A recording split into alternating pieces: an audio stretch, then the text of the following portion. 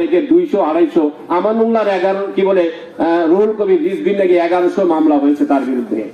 তাহলে আপনারা বোঝেন কত অনিয়ম, কত অন্যায়, কত জুলুমকে সহ্য করেও তারা কিন্তু টিকে আছে।